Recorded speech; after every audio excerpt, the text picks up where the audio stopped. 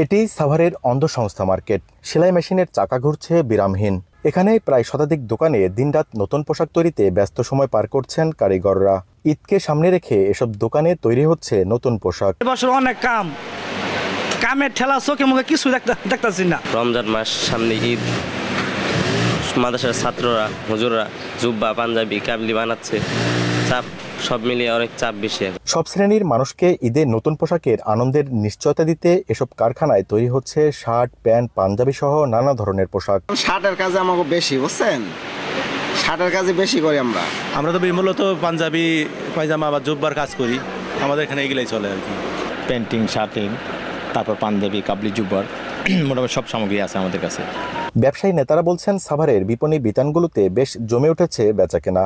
পাশাপাশি সেলাই কারিগররাও ব্যস্ত সময় পার করছেন নতুন পোশাক তৈরিতে। সাভারের সমস্ত বিপণী বিতানগুলো বেশ জমে উঠেছে।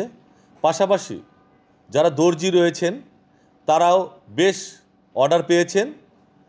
মোটামুটি বলতে গেলে সাভারের ঈদ বাজার বেশ জমে উঠেছে। পোশাক তৈরির এই ব্যস্ততা চলবে ঈদের আগের রাত পর্যন্ত। দেওয়ান ইমন, দেশ টিভি, সাভার।